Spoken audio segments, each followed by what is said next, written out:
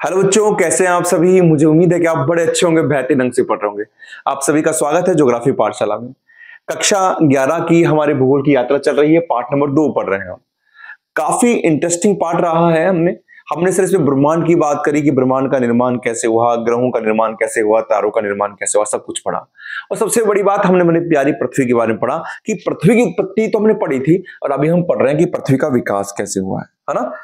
अब देखिए, पृथ्वी का विकास मैं थोड़ा सबको रिकॉल कर देता हूं। पृथ्वी का विकास की बात करें तो आपके दिमाग में आया होगा कि सर विकास का मतलब क्या समझे। तो विकास का मतलब ये होता है कि हम ये देख सकते हैं कि जैसे मैं कोई बच्चा है, बच्चा बड़ा होता है ना, छोटा बच्चा होता है, फिर युवा होता है, प्रौढ़ होता है, वृद्ध होता है, यानी धीरे धीरे उसमें बदलाव आता है। वैसे पृथ्वी में बदलाव आया। पृथ्वी पहले एक गर्म ठोस थी, उसके अंदर पहले स्थल मंडल बनता है, फिर वायुमंडल बनता है, फिर जलमंडल बनता है। स्थल मंडल कैसे बना, वायुमंडल कैसे बना, जलमंडल कैसे बना, ये आप सब जान चुके हैं। तो ये विकास की प्रक्रिया है। अब आपके दिमाग में होता है कि सर यहां पृथ्वी कंप्लीट हो चुकी है क्या। हमने वायुमंडल को बना लिया, स्थल मंडल को बना लिया, जलमंडल को बना लिया, तो पृथ्वी कंप्लीट है क्या। नहीं जी, अभी पृथ्वी कंप्लीट नहीं है। पृथ्वी पर इन सभी जो भौतिक वातावरण है, इनसे क्रिया करने वाला, आपने पहले पाठ में पढ़ा होगा कि भौतिक वातावरण या भौतिक पर्यावरण मंच प्रदान करता है और मनुष्य उस पर ड्रामा करता है, या जीव उस पर ड्रामा करते हैं माने।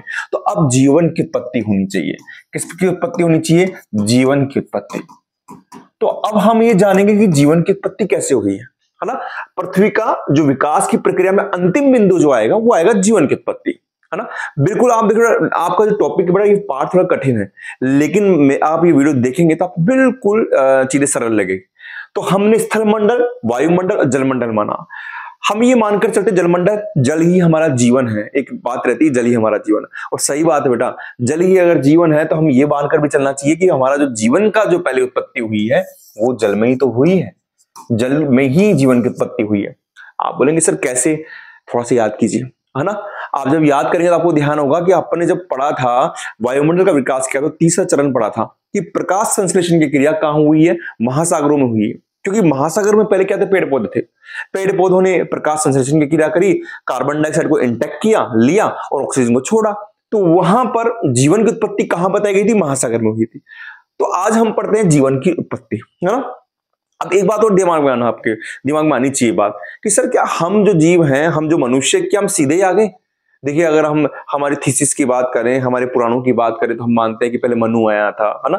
कहीं पर एडम की बात कर रखी है। तो क्या ऐसा हुआ कि हम सीधे आके टपक पड़े यहाँ पर? नहीं, ऐसा नहीं हुआ, है ना। पहले जीवन की उत्पत्ति हुई है, एक कोशि के जीव की उत्पत्ति हुई है, और फिर धीरे धीरे हम यहाँ तक आए। एक विकास की यात्रा है ना। तो अब देखिए आप, पृथ्वी की उत्पत्ति का अंतिम चरण जीवन की उत्पत्ति एवं विकास से संबंधित है। अगर पृथ्वी के विकास का अंतिम चरण माना जाए तो जीवन की उत्पत्ति एवं विकास से है ना। वैज्ञानिक जीवन की उत्पत्ति को रासायनिक प्रक्रिया बताते हैं। अब वैज्ञानिक क्या बताते हैं कि जीवन की उत्पत्ति हुई और रासायनिक प्रक्रिया है। रासायनिक प्रक्रिया तो बेटा अगर आप देखेंगे शुरुआत से हो रही है। जब हमने बात की निहारिका है, जो हाइड्रोजन गैस के बादल है, धीरे धीरे हाइड्रोजन हीलियम में बदलती है ना। तारा आगे बढ़ता है, तारे के आगे जन्म होता है, तो वो सब क्या रासायनिक प्रक्रिया है। तो यहां पर वैज्ञानिकों ने बताया कि जीवन की उत्पत्ति की रासायनिक प्रक्रिया कैसे है। उन्होंने कहा कि सबसे पहले कार्बनिक अणु बना। पानी के अंदर एक कार्बनिक अणु बनता है जो निर्जीव होता है। उस कार्बनिक अणु में एक शक्ति होती है जिससे वो समूहन करता है, आकर्षण शक्ति होती है। मैं आपको बता चुका हूं पहले कि हर वस्तु में आकर्षण शक्ति होती है, चाहे निर्जीव वस्तु हो चाहे किसी में भी हो, उसमें आकर्षण शक्ति होती है। तो उससे जो कार्बनिक अणु बना था हमारे पास में, यहां पर जो कार्बनिक अणु बना था, इसने अन्य कार्बनिक अणुओं को अपनी ओर आकर्षित किया, अपनी ओर आकर्षित किया। और ये क्या करने लगा? समूहन करने लगा, जुड़कर एक बड़ा पदार्थ बनाने लगा, जो ग्रहों में हुआ था, ग्रहों में हुआ था ना। तो यहां पर ये पढ़ेंगे कि पहले, और कार्बनिक है, कार्बनिक यानी इसमें कार्बन आ चुका है ना, यानी जीवन की शुरुआत हो चुकी है। तो कार्बनिक अणु बना, फिर इसका समूहन हुआ, और जब इसका समूहन होता है तो ये समूहन ऐसा था जो अपने आप को दोहराता था। यानी आप ये मानिए कि समूहन एक बार कार्बनिक अणु था, कार्बनिक अणु जुड़कर क्या हो गया? एक अणु बन गया, और फिर दूसरा हुआ, तीसरा हुआ, ये आपस में जुड़ने लगे, ये आपस में जुड़ने लगे, इस तरीके से दोहराने लगा, है ना। अपने ही क्लोन को बनाने लग गया। आप समझ रहे हैं बात को? मैं दोबारा बता देता हूं। हम यहां पर बिल्कुल भी ये नहीं कर रहे हैं कि यहां पर जीवन की उत्पत्ति है वो एक तरीके से सेक्सुअल प्रोडक्शन के साथ हुई है। यहां पर ऐसा नहीं हुआ है, ये सब रासायनिक प्रक्रिया के द्वारा हुआ है। रासायनिक प्रक्रिया का मतलब समझ लीजिए कि पहले कार्बनिक अणु थे, वो अणु आपस में जुड़ने लगे, समूहन हुआ, समूहन होने के बाद में अभी थोड़ा बहुत जीवन आया है ना, फिर समूहन हुआ तो उनको दोहराने लगे और कार्बनिक अणु से जुड़ने लगे, ठीक है। और फिर जो निर्जीव पदार्थ था इसी प्रक्रिया में जीवित तत्व में बदल गया, जीवित तत्व में बदल गया। आप पढ़ेंगे आगे, है ना, जब आप आगे की क्लास में पढ़ेंगे तो आपको पता होगा कि पहले पानी के अंदर शैवाल की उत्पत्ति होती है, शैवाल से फिर धीरे धीरे उसका विकास होकर पौधे बनते हैं, फिर ये पौधों के बाद में आप जब एक जीवन की उत्पत्ति होती है, मछली बनती है, फिर उभयचर बनते हैं, फिर मनुष्य बनता है। मनुष्य आज मैं और आप जो देख रहे हैं वैसे नहीं था, पहले हमारे पूर्वज अलग थे, धीरे धीरे हमें विकास हो रहा है और आज भी हम निरंतर विकास की ओर बढ़ रहे हैं, है ना। ये चीजें आएंगी आपके सामने। तो हमारे ग्रह पर यानी आप ये समझिए कि निर्जीव पदार्थ जीवित तत्व में बदल गए, यानी यहां पर जीवन की उत्पत्ति हो गई है। और फिर आज हम वर्तमान मनुष्य की हम बात कर सकते हैं कि वर्तमान मनुष्य ये कैसा है, एक सतत विकास प्रक्रिया के द्वारा है ना, सीधा ऐसे नहीं है। अब इसका कोई आपके पास में प्रूफ है, हम कह सकते हैं बिल्कुल है सर। हमारे ग्रह पर जीवन के चिन्ह अलग अलग समय की चट्टानों में जीवाश्म के रूप में पाए जाते हैं। जो हमारी चट्टानें मिली है, चट्टानें जो वैज्ञानिकों ने ढूंढी है, जो काफी प्राचीन समय थी पुरानी काल में, उनमें जो जीवाश्म मिला, उन जीवाश्म में पता लगा कि भाई वहां पर जीवन पाया जा रहा है। और वहां पर जीवन पाया गया, इसमें देखिए आप 300 करोड़ साल पुरानी भूगर्भिक शैलों के अंदर पाई जाने वाली सूक्ष्मदर्शी संरचना जो थी, 300 करोड़ साल पुरानी कोई संरचना मिली है, उसमें जो सूक्ष्मदर्शी संरचना है वो आज के शैवाल यानी जो ब्लू ग्रीन एल्गी जो होता है उससे मिलती है, ठीक है।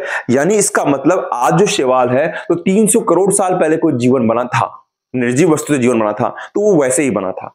तो आपके दिमाग में क्या आना चाहिए बेटा, यहां पर जीवन को आप समझेंगे कि जीवन की उत्पत्ति सर पहले तो महासागर में हुई है, हम ये समझ गए हैं। दूसरा, जीवन की उत्पत्ति वैज्ञानिकों ने रासायनिक प्रक्रिया से बताई है, ये हम समझ चुके हैं।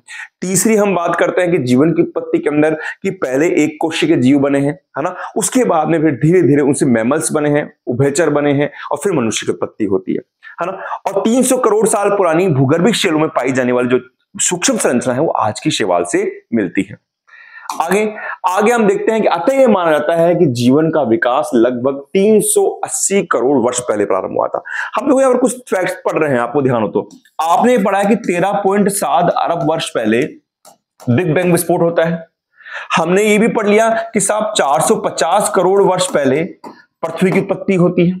हमने ये पढ़ा कि 400 करोड़ वर्ष पहले महासागर बनते हैं 50 साल बाद में। और हमने अब ये पढ़ लिया है कि 380, कुछ डेटे याद रखनी है, कुछ आंकड़े याद रखने हैं कि विकास, जो जीवन का विकास है, लगभग 380 करोड़ वर्ष पहले प्रारंभ हुआ था, है ना। और आज एक कोशी के जो जीव है ना, एक कोशी के जीव जो आपको दिख रहा है, यहाँ पर आपको अमीबा दिख रहा है, अमीबा की बात कर सकते हैं आप, ये धीरे धीरे वर्तमान मानव यानी मनुष्य के रूप में परिवर्तित हो गया है। तो एक बड़ी प्रक्रिया है, एक लंबी प्रक्रिया है, जिसमें हम इसको अगर आपको विस्तार से पढ़ना होगा तो बायोलॉजी पढ़ेंगे अपन, लेकिन हम यहाँ पर ये पढ़ेंगे, भूगोल के विद्यार्थी हैं तो हम ये पढ़ेंगे कि जो जीवन की उत्पत्ति महासागरों में हुई है, शैवाल के रूप में हुई है, एक कोशी के जीव में हुई है, और जो धीरे धीरे निरंतर विकास करके आज इस मनुष्य के रूप में आ गए। तो आज हमने ये चैप्टर कंप्लीट कर लिया है। चैप्टर में हमने बड़ा मजेदार चैप्टर था बेटा, पढ़ने में तो कठिन लग रहा था लेकिन चैप्टर मजेदार था। आपने इसमें क्या क्या जान लिया, आपने जान लिया कि सब ब्रह्मांड कैसे बना, ब्रह्मांड का आरंभिक सिद्धांत था जिसमें कांट की लाप्लास की परिकल्पना पड़ी। फिर हमने हमारा बिग बैंग सिद्धांत पढ़ा जो हमको बताता है कि पहले पदार्थ एक परमाणु के रूप में था, उसमें विस्फोट होता है, फिर निहारिका बनती है जो सौर परिवार की या पूरे ब्रह्मांड की जनक कही जाती है। फिर हमने पृथ्वी की उत्पत्ति के विकास की यात्रा करी जिसमें हमने स्थल मंडल पढ़ा, जिसमें हमने विभेदन की 2 प्रक्रियाएं पढ़ी थी। विभेदन के 2 चरण थे। पहला, जब पदार्थ, हल्के पदार्थ ऊपर आते हैं, भारी पदार्थ नीचे जाते हैं, और जब चंद्रमा की उत्पत्ति होती है तब पुनः परतों का निर्माण होता है। फिर वायुमंडल की 3 अवस्थाएं पढ़ी हमने, जल मंडल पढ़ा, और अब हमने जीवन के बारे में पढ़ लिया, है ना। मुझे उम्मीद है कि बेटा आपको ये चीज चैप्टर समझ में आया होगा। थोड़ा कठिन चैप्टर है लेकिन ये चैप्टर्स आपके आने वाले एग्जाम के अंदर काफी क्वेश्चंस लेकर आता है। आप बड़े ध्यान से पढ़िए और इसको देखिए। मैं एक कोशिश और करने जा रहा हूं, मैं यहां पर करने जा रहा हूं, अगर आपका साथ रहा, पहले मैं आपसे एक रिक्वेस्ट करूंगा, आशा है कि आपको चीजें समझ में आ रही होगी। आप कमेंट बॉक्स पर बताइए मुझे एक बार कि सर चीजें ऐसी है, अच्छी लग रही है, और कुछ कमी है तो वो बताइए, मैं उसमें सुधार की कोशिश करूंगा।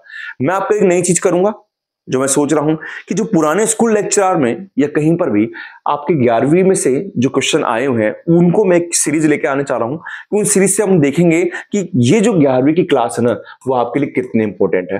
होता क्या है कि आप 11th के स्टूडेंट है, 12th के स्टूडेंट है, जब कर चुके होते हैं ना 11th 12th, तब मालूम पड़ता है अरे यार ये तो दोबारा पढ़ना पड़ रहा है हमको, और ऐसा नहीं है। तो आपको ये बताना चाहूंगा मैं कि यहां से कितने क्वेश्चन बनते हैं, चाहे आप स्कूल लेक्चरर दें ज्योग्राफी का, चाहे आप कॉलेज लेक्चरर दें ज्योग्राफी का, यानी आप ज्योग्राफी से संबंधित कोई भी चीज पढ़ेंगे ना, तो इन्हीं चीजों को दोबारा पढ़ना पड़ेगा। और पढ़ाने के लिए मैं हूं आपके साथ में, बस आप अपना साथ और विश्वास यूं बनाए रखें। मिलता हूं मैं नेक्स्ट क्लास में इसी विश्वास के साथ में, इसी जोश के साथ में। आप बस यूं पढ़ते रहिए। थैंक यू बेटा।